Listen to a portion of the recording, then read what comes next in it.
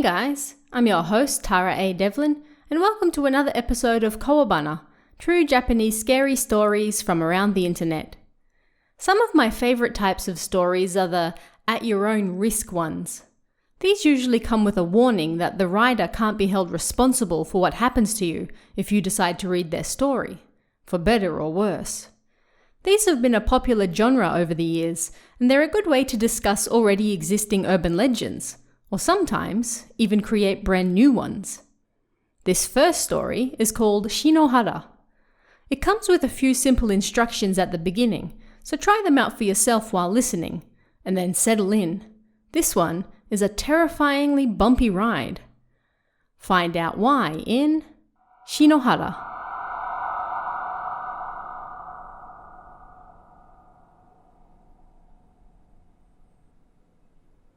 Warning. Read this story at your own risk. If something happens to you after reading this story, I take no responsibility whatsoever. I'll warn you one more time. You read this at your own risk. Before reading this story, I'd appreciate it if you could take the following steps first. 1. Please touch your left shin. 2. While touching your left shin, close your eyes and think of the name Shinobara. 3. Do the same thing with your left ring and pinky fingers. After you've done that, please proceed with the story. Now, this will get rather lengthy, but let's go. At present, it's March 2010. This happened 8 years and 10 months ago.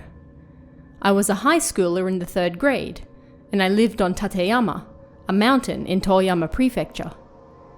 Cherry blossom season had almost ended, and it was a rather warm day. We were about to enter test season at school, but I spent my days doing nothing but lounging around. After graduation, I was going to help around the family's bento shop, so I didn't need to worry.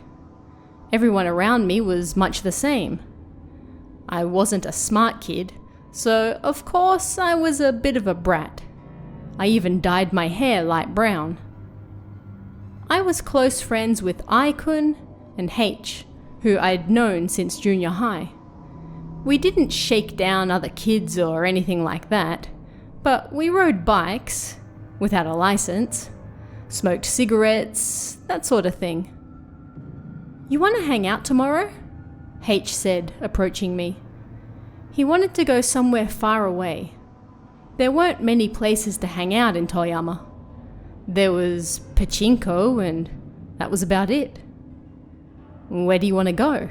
I asked. The village, he replied. I was thinking we could go and do a test of courage, you know? And we'll invite some girls, of course, he added. So I agreed. Honestly, it didn't seem like it would be very fun, but if there were going to be girls there, then... I-kun got all excited and said something like, "I'll bring a camera." To which H replied, while scratching his right artificial leg, "Then I'll invite the girls." He then walked over to see them. H had lost his right leg below the knee. It was a bike accident, he said of it. In the end, it was H, I-kun, myself, and 3 girls for a total of 6 people. It took us about 2 hours on the train to get there. This is just like a group date. Now it's starting to get fun. This village H spoke of was supposed to be a normal village, but it was also said to be haunted. Although having said that, none of us were scared. Rather, we were excited and having fun. The village was little more than a collection of rice fields with some lights here and there. It was, in a word, the countryside. We didn't have any particular goals in mind, so we walked around at random. Then we heard someone calling out to us from far away. That's odd, I thought, and then about 5 minutes later, the girls started complaining. I don't like this. I don't want to walk around here anymore. I was annoyed and wanted to tell them that it was just someone joking around, but I started to feel dizzy, and then something sharp rang in my ears. At this point in time, it was still fine. "I told you there would be ghosts," Aikun said with a smile. "I'm glad I brought a camera." Suddenly I noticed that the asphalt we'd been walking on had turned to gravel. I thought, and looked around.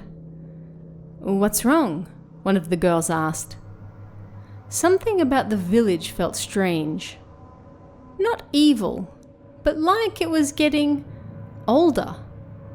Kind of like a time slip back into the Showa era. "Looks old, huh?" the girl said, and Aikun started taking pictures. I looked around and saw what looked like a liquor store with a poster for Kirin beer on the outside. Beside it were some beer bottles and an empty crate to put them in. I could hear a TV coming from a nearby house. It sounded old, like some peculiar music. Having come this far, naturally, we were freaked out. "Let's go back," we decided. "Nah, let's go just a little further," H said, continuing on ahead. "Come on, just a little further." It was at this point that I started to worry about him. Up until then, he hadn't said a single thing, and we'd already walked around a hell of a lot, but still, he was asking for us to go a little further. He clearly had some other goal in mind. While I'm able to think about that now, at the time, all I could think was that he was scaring me a little. He dragged his right leg behind him, heading further and further into the village. I could hear Tokyo Boogie Woogie playing from inside the houses. H stopped suddenly in front of one particular house. "Are you finally ready to go back?" one of the girls asked him. He turned to look at us all. His eyes were full of pity. "What? Are there ghosts here?" Aikun asked him and went inside. The girls followed him, and then H and I also passed through the gate. The nameplate read Shinobara. Unlike the other houses in the village, this one didn't have any lights on. One of the girls noticed a noise coming from the garden. Well, we had entered someone's house without permission. Of course they'd get angry, I thought, and I went to leave, but then H grabbed me. "Let's go that way," he said. "Quit screwing around," Aikun said to him. The girl and H were already facing the direction of the sound, and Aikun and I reluctantly turned around and started walking towards it. Come to think of it, we hadn't run into any people yet. This would be the first one. I thought, but it was the middle of the night, so of course we hadn't run into anyone. I didn't pay it much more attention than that. After walking through the garden for a bit, we ran into someone. "This is the very first villager we've seen, isn't it?" Aikun said to me. Then he turned to H. "That's not a ghost, right?" H's expression was strange. He breathed roughly through his nose, and even I could see that he was dripping with sweat. His legs started to tremble, and then slowly his teeth chattered as well. I followed his gaze and tried to put myself inside his head, but no matter how you looked at it, it was nothing more than a person bent over in front of us. This person looked like they had come straight out of the Showa era as well. That was my first impression of her. This woman raised her right hand into the air, and then brought it down on the ground in front of her like a sword. There were about 4 or 5 holes in front of her, the size of manholes. Honestly, without any lights, I had no idea what this woman was doing. I had no idea what was in the holes either. The 6 of us watched this woman from behind as she worked in silence. We could hear a female voice singing something from the house next door. "What the hell?" I thought and smiled bitterly, when suddenly the area surrounding the woman lit up. It was immediately followed by the sound of the camera shutter. Before I consciously realized that I-kun must have taken a photo, I was drawn in by the scene before me. The woman was holding a machete in her right hand, and the light reflected red all around her. But what made me swallow my breath was what was in the holes. In that brief flash of light, I saw it. Hands, feet, fingers, chests, torn clothes, glasses, skin, and hair. Body parts. Lots of them. Red speckles coated everything, and I was sure I'd even seen some bright red internal organs as well. Pieces of the body the woman was cutting up lay at her feet. I broke out in goosebumps. My legs shook. Suddenly, H took off running towards the gate. He ran faster than I thought was possible considering he was missing his right leg. As I turned to look at him fleeing, the woman entered the edge of my vision. She slowly stood up and swayed side to side. One of the girls screamed, and that was the sign we needed. The woman spun on the spot, twisting her body around. With the machete in her right hand and nothing in her left, the top half of her body twisted, and then the lower half followed. She caught the girl who screamed on the temple with her machete. The girl moved in time with her, and at the same time, her screams were cut short. Having become one with the machete, she dropped unnaturally to the ground. I-kun, myself, and the other two girls took the opportunity to run. The four of us screamed and even breathed together. Ah! One of the girls suddenly groaned. The woman had grabbed her head as she was running. She had gripped her long hair and yanked her back. I turned back to the front and continued running. I left her to die. My head was full of nothing but fear, and that was all I could do. Stop! Ah! The girl screamed and started crying. I could hear the sound of the machete coming down through her screams as we continued running. I-kun, the other girl, and I ran for the gravel road as fast as we could. The girl running ahead of us suddenly changed direction and ran for one of the houses with lights on, banging on the front door. Help us! She screamed and banged. As she went to open the door, it suddenly slid open, and the momentum caused her to stumble. She fell into the entrance. I followed her in. Help! I screamed as loud as I could, my voice rough. I-kun stopped for a moment, hesitated, and then took off running in the other direction. Inside the house looked strange as well. It was full of orange light bulbs hanging from the roof above. On a small dining table, there was miso soup, fried fish, and some vegetable side dishes all lined up. There was a large TV in the living room, as well as some sliding doors and floor cushions. Yet there was nobody there. It was as though the people inside had disappeared. Yet I continued screaming anyway. Someone! Anyone! Crying, our faces covered in snot and tears, the girl and I looked at each other. Nobody's here. We had no idea what was going on.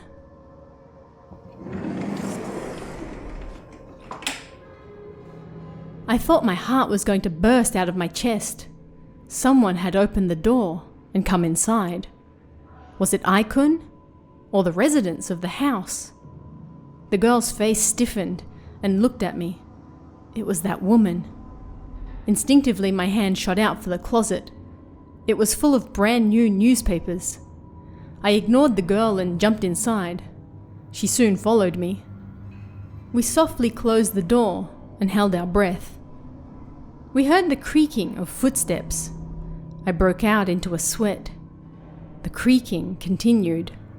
She was searching the area. Listening closer, I could hear her laughing. Her voice sounded shrill and high-pitched. My heart pounded wildly. Suddenly, the noises stopped. I couldn't hear the woman's voice either. There was no noise whatsoever. The girl and I looked at each other. You're in there, huh? The door flung open and an arm reached in towards us. Her hand was stained red with blood. She grabbed the girl's neck and pulled her out into the living room. "No!" she screamed. I burst out of the closet. Not to help her, but if I was going to run, this would be my only chance. The woman noticed me and laughed. Then she looked down at me. Her face was pale grey and covered in the blood of her victims beneath the orange lights. She looked like a strange, abstract painting. Her lips were unnaturally moist and her eyes half white.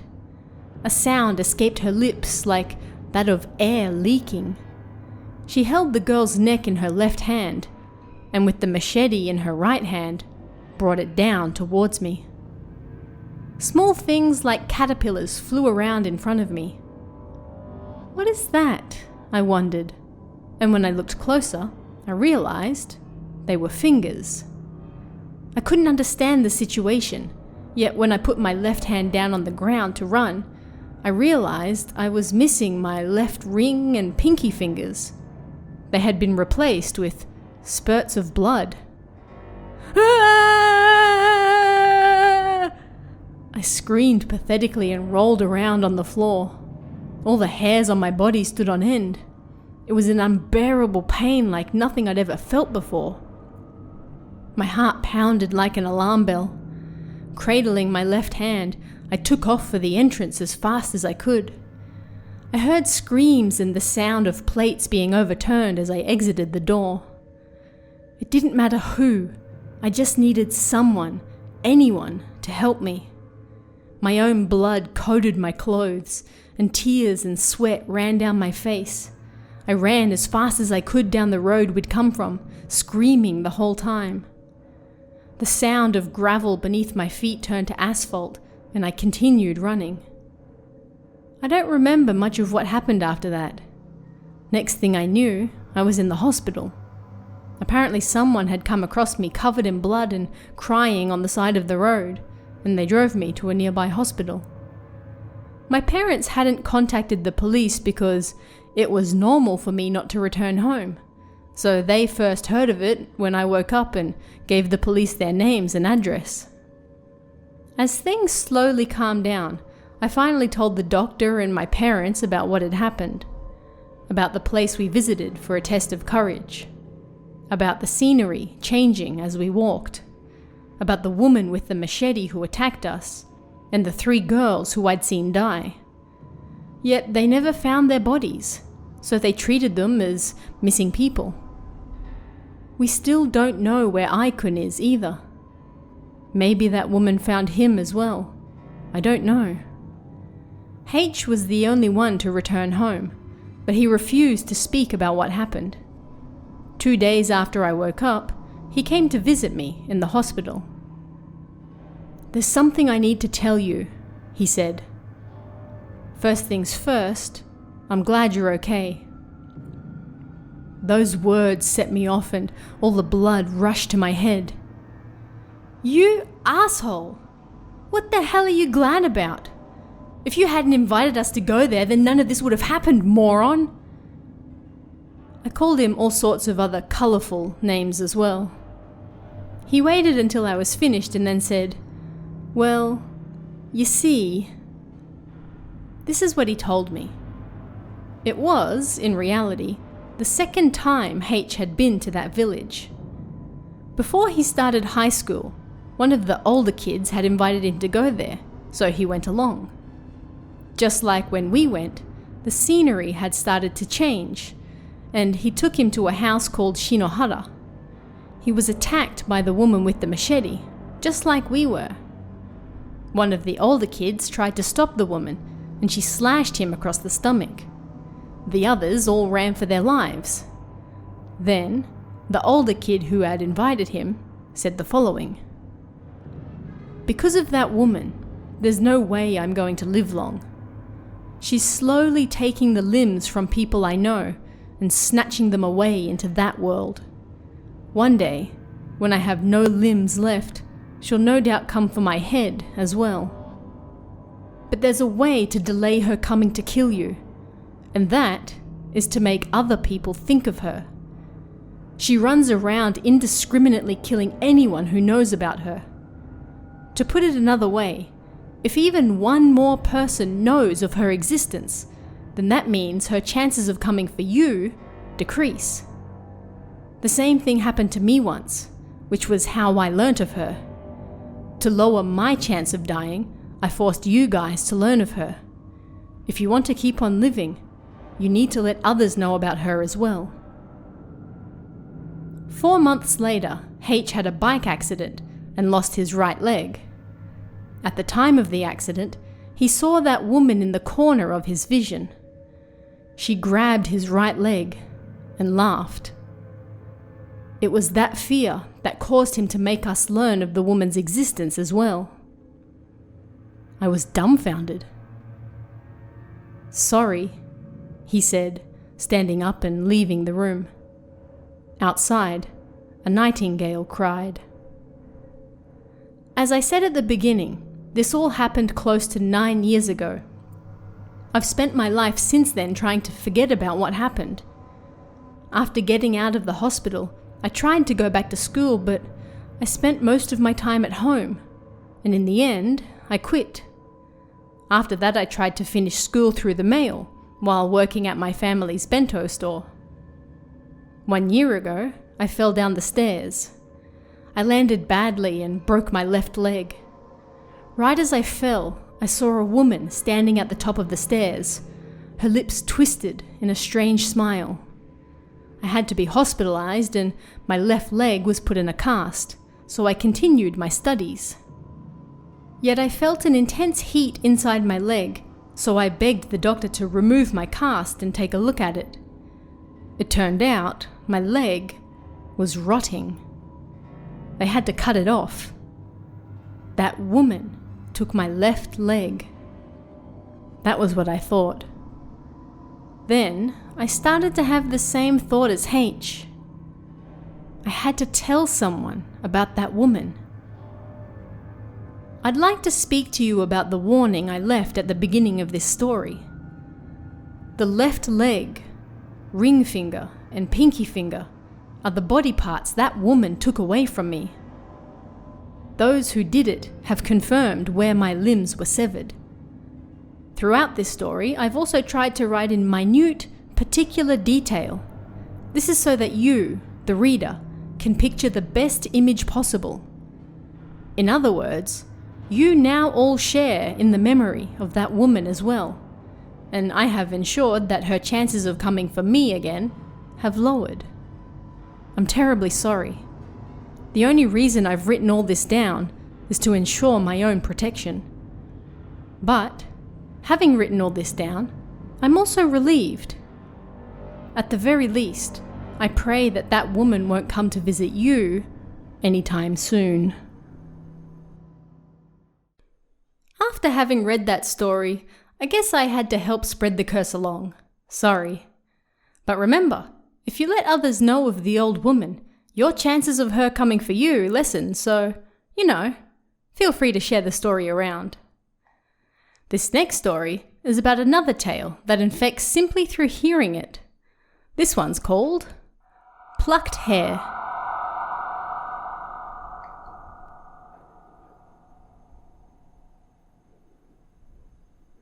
When I was in junior high, scary stories were all the rage, and I really enjoyed them as well. I always used to pester one of my cousins on my mum's side to tell me some scary stories. My cousin really liked new things. He had long hair with streaks, which wasn't very common at the time, and he often told me various stories about his many friends as well. So my cousin secured a job after graduating university, and my grandfather got all excited for him as well. I remember he had long white hair down to about the middle of his back that he tied up. It was a rather strange fashion choice at the time. My cousin started work, my grandfather was a fisherman, my grandmother worked in the fields, my aunt also had a job, and my cousin's sister was still in school.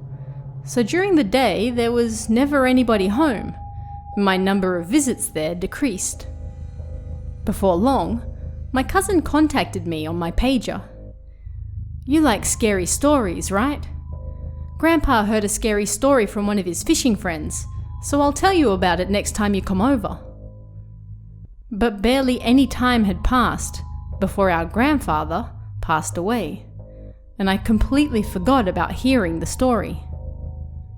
Inside the coffin, our grandfather's long white hair was nowhere to be seen. It was completely gone, and he was bald, like a monk.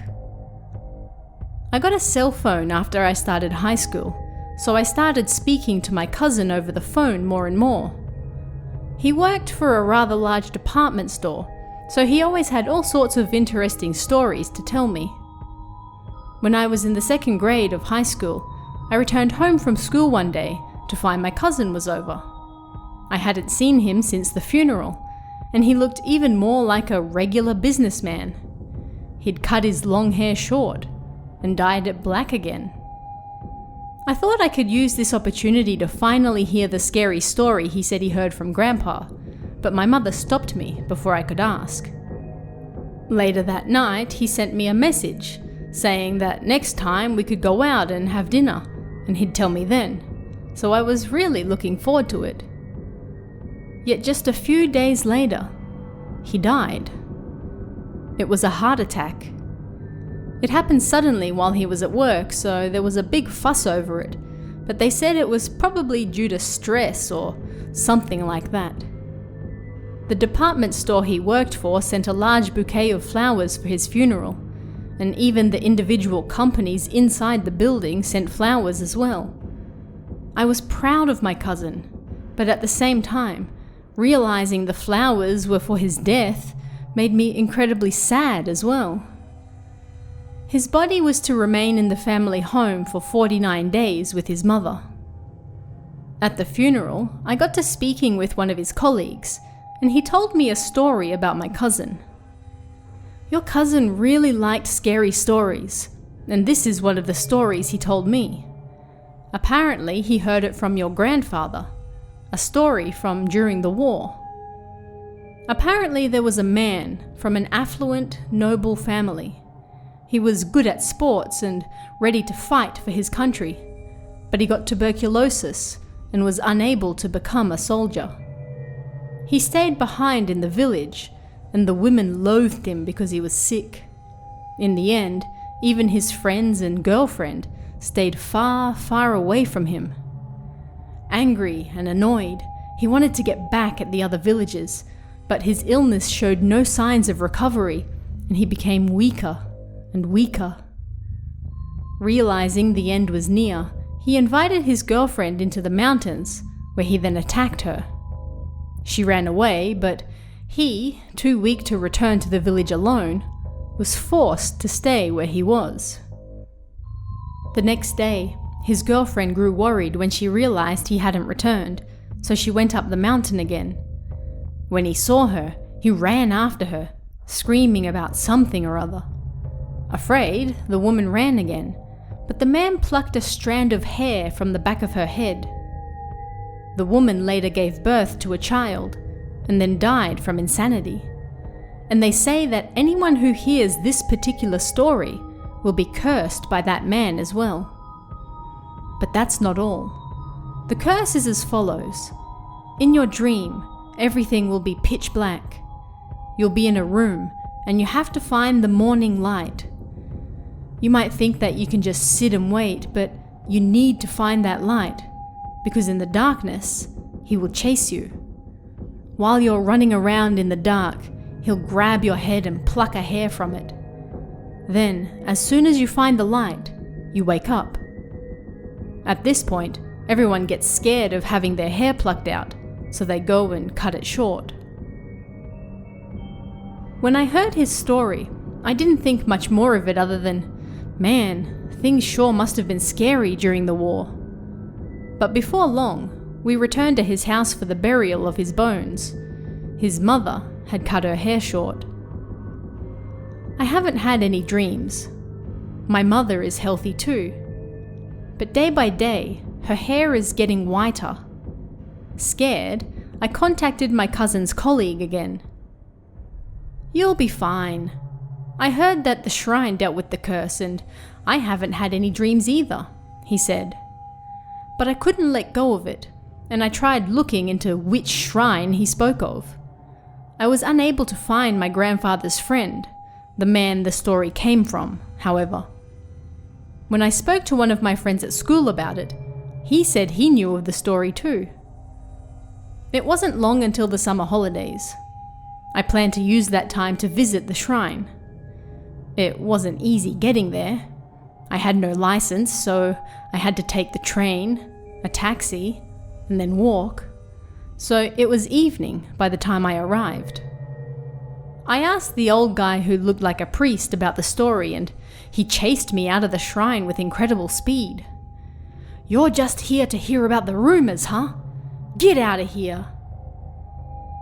In the end, I didn't get anything out of him, but neither myself nor my friend have had any dreams either. Still, to the best of my knowledge, only 3 years have passed since my mother cut her usually long hair short, and that's still a short amount of time. I've tried talking to her about it, fearing that she's in danger, but she won't listen to me. I haven't been able to get into contact with my cousin's colleague recently either, so all leads have dried up. When I think about how I might one day have that dream, where the man plucks the hair from my head, well... Our final story for this week is one that genuinely terrifies me. If you've read Ito Junji's The Long Dream, you'll know why. In that tale, every night a patient goes to sleep, the passage of time in his dreams gets longer and longer. This worsens to the point where each night he's living entire lives in this dream world, before finally... Well, I won't spoil the ending if you haven't read it yet, but the idea of living entire lifetimes each time you go to sleep terrifies me. In the end, how do we even know that this life isn't just one of many we're experiencing in our head as we sleep? On that note, find out what's going on in Demon in the Opposing Mirrors.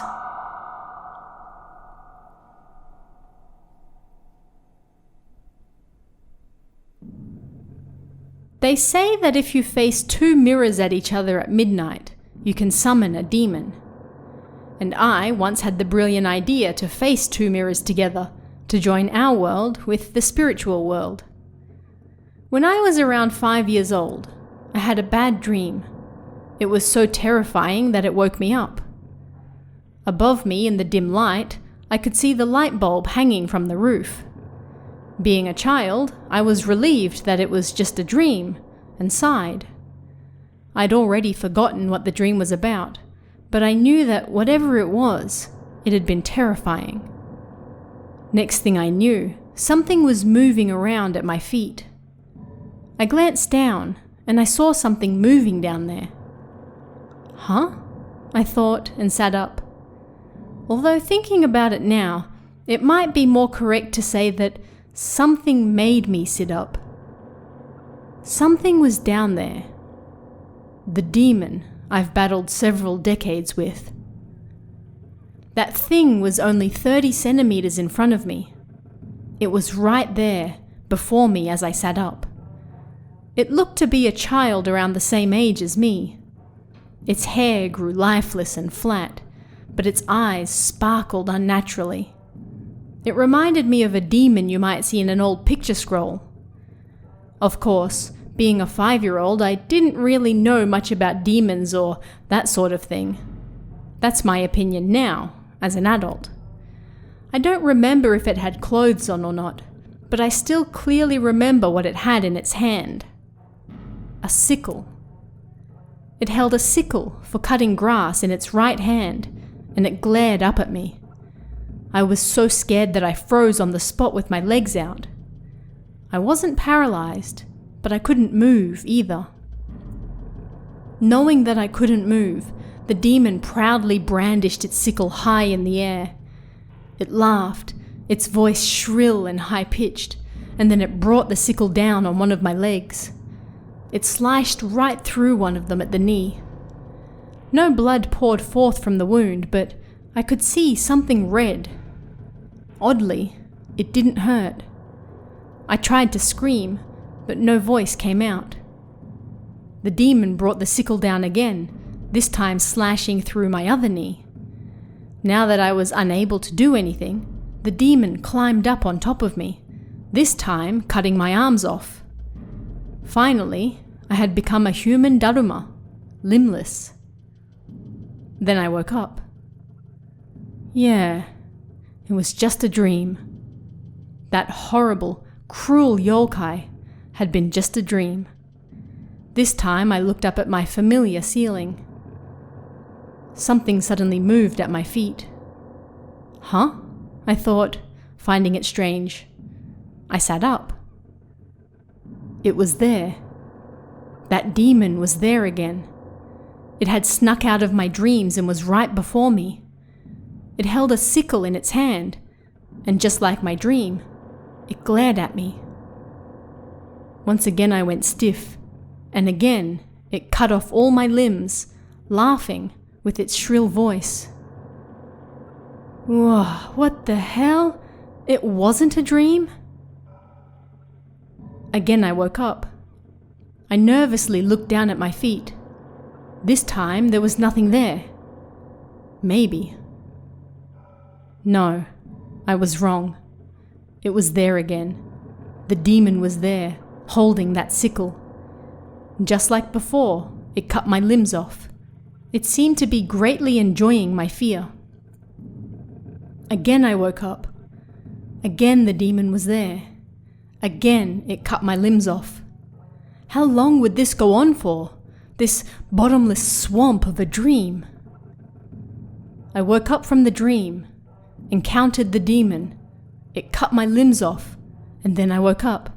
This repeated over and over endlessly, like the dream contained numerous layers all piled on top of each other. I couldn't escape it.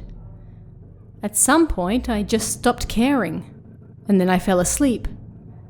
Maybe it would be better to say that I fell unconscious. This bad dream didn't end in a single day. Suddenly, I woke up. I looked down at my feet. Were they okay? Was that demon still there? I slowly reached out and touched my own legs. My thighs were still there. I leaned forward and searched even further. My knees were also still there. I sighed in relief. Below that was nothing. My hands floated in the air beneath my knees. Huh? No way. I sat up and the demon appeared before me. It had already cut my legs off before I woke up. It laughed cruelly, and again I passed out. The next day, and the day after that, for the next week, the same nightmare continued. The same dream, the same contents, over and over, as though it was making sure I understood it well. I grew too scared to go to sleep. I grew scared of waking up during the night. If I did, then that demon would probably be shuffling around at my feet. That fear meant that if I did wake up during the night, I couldn't look down. I was too scared to check if my legs were still there by feeling as well. I closed my eyes and prayed to fall asleep again. That was all I could do.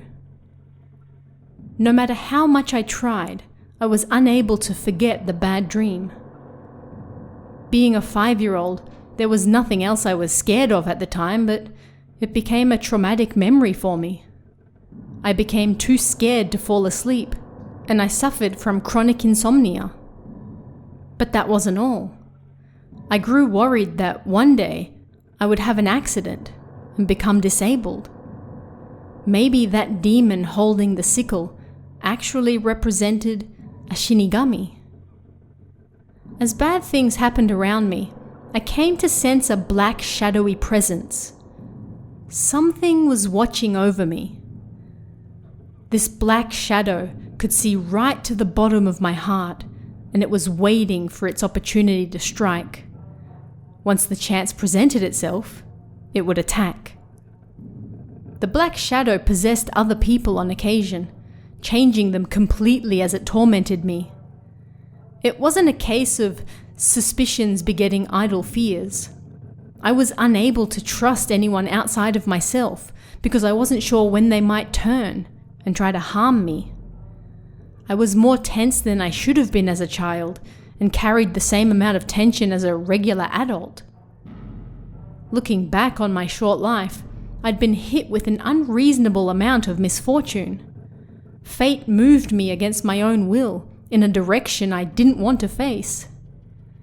Its goal seemed to be to exhaust my nerves and destroy me. Something was undoubtedly working against me. That demon from my dreams became a black shadow circling around me, indirectly attacking me through other people, and when I wasn't paying attention, it would then directly attack. As my nerves frayed, I was overwhelmed by an indescribable feeling of being caged in. All I could sense from it was evil. Every now and then I felt like Job from the Old Testament. The dream world that repeated over and over. Fear interweaved with fear, forming multiple layers of it. Just like two mirrors facing each other. Inside the mirror was another mirror. Inside that, yet another. This continued endlessly. My dream was exactly the same as that. And, just as the legend states, did my dream summon a demon from the opposing mirrors? Was it something that was neither demon nor yokai? Sometimes I wonder if what I think is the world is really just my dream continuing on. Maybe I haven't woken up from the multiple layers and I'm still trapped inside my own body. Like a fleeting dream of prosperity, when I suddenly open my eyes, maybe I'll be back in my 5-year-old body. And that's all for this week. Don't forget, you can pick up Sumikowa, The Haunting of Higanbana Heights on Amazon right now. And make sure to follow us on YouTube for even more terrifying stories each and every day. You can find us at youtube.com/Kowabana Japan. We also have over 100 exclusive bonus episodes over on our Patreon that you can start listening to right now and help support this show. You can find that at patreon.com/Tara A. Devlin. Thanks guys, stay safe, and I'll see you again next time for even more Kowabana, true Japanese scary stories from around the internet. Want even more scary stories? Head over to kowabana.net for new translations every week. You can also join our Patreon for exclusive stories you won't find anywhere else. Head over to kowabana.net now.